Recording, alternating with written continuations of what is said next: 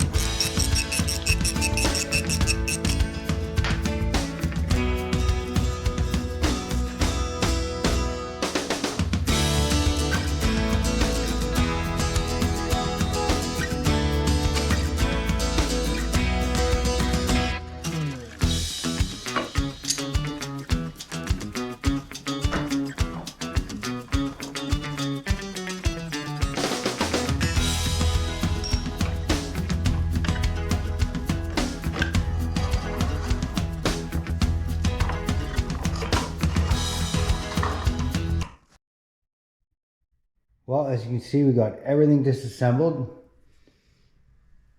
Let's have a look here.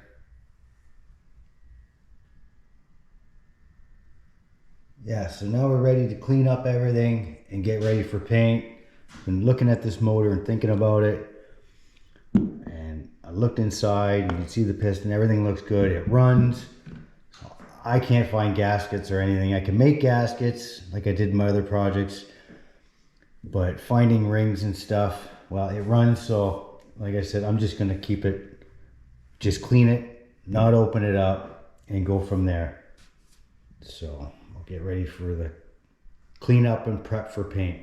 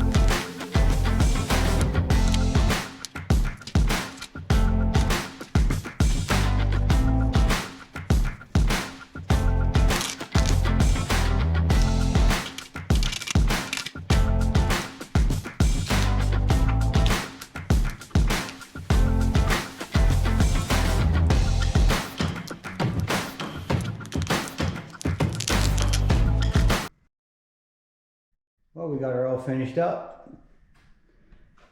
Paint done, everything's all cleaned up. Went through everything. Motor runs good. Got the decals done today. Just want to say thanks for watching the video. I appreciate it. See you on the next one.